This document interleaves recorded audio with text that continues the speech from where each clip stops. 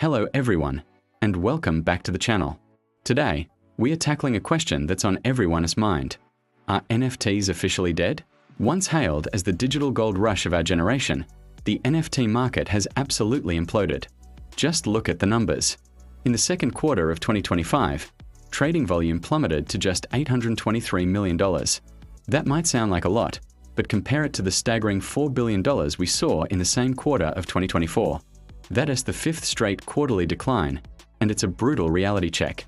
Major NFT indexes have tanked, dropping over 50% since early 2024.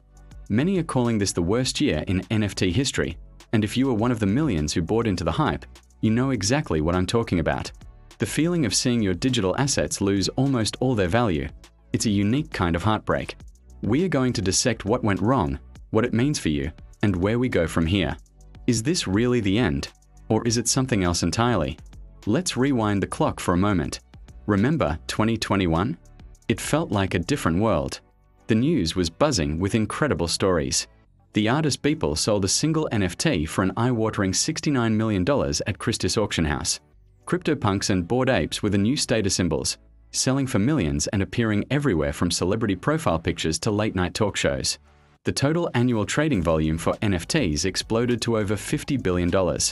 It was a gold rush, and everyone, from tech enthusiasts to your next-door neighbor, thought NFTs were the undeniable future.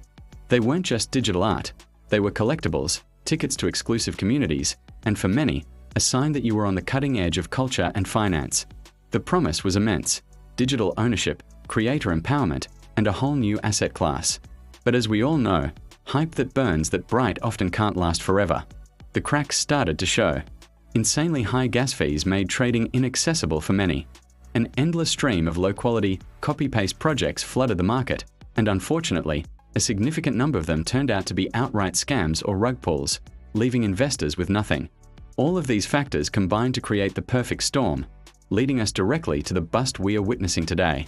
So let's get personal for a minute, because this isn't just about charts and statistics. Maybe you're one of the people who got caught up in the excitement. You saw the potential, you heard the stories, and you invested. You might have spent thousands, maybe even tens of thousands, of dollars on a piece of digital art or a collectible that you truly believed in, only to see its value evaporate into pennies. That stings. It's a painful financial hit, but it's also an emotional one.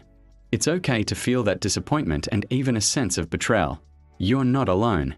Countless collectors and investors are right there with you, feeling the sting of this market crash. But I want to offer a different perspective. While it hurts, this experience can also be a powerful lesson. This heartbreak teaches us to look beyond the hype, to question the narrative, and to develop a more critical eye for what gives an asset, digital or otherwise, real, sustainable value. It forces us to ask tougher questions and become smarter investors. This isn't about blaming anyone. It's about learning from the experience and moving forward with more wisdom. Now, let's dig into the why. Why did the market collapse so spectacularly? It wasn't just one thing, but a combination of critical failures.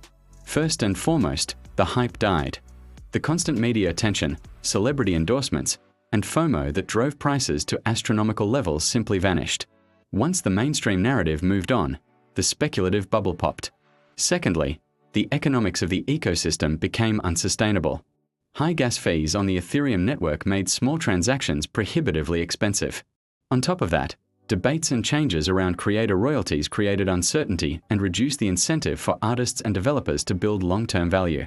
Many projects that launched during the boom were either poorly executed or, worse, were outright scams designed to make a quick profit and disappear. They promised video games that never got made, communities that never materialized, and utility that was never delivered. It is crucial to understand that this was just a side effect of a dip in Bitcoin or Ethereum prices. While the broader crypto market downturn didn't help, this was a structural bust. The NFT market collapsed under the weight of its own internal problems: speculation, poor infrastructure, and a lack of quality control. Okay, so that's the diagnosis. The market is in shambles, and your portfolio is likely hurting. The big question is, what should you do now? Here's some practical, no-nonsense advice. First, it's time to be ruthless with your portfolio. For most of the NFTs you're holding, the most sensible move might be to simply move on. Unless an NFT has tangible utility, like it's a key to a game you actively play or it holds significant personal, sentimental value, it's probably not worth holding onto in the hopes of a miraculous recovery. Second, be extremely skeptical of any new or existing project that isn't absolutely top tier. I'm talking about projects backed by established, reputable gaming studios, major global brands, or those with a clear, proven use case. The days of a random PFP project going to the moon are over.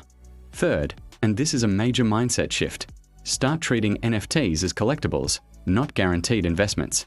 Think of them like comic books, stamps, or art prints. Buy them because you love them, because you want to be part of the community, or because they bring you joy. If they go up in value, that's a fantastic bonus, not the primary expectation.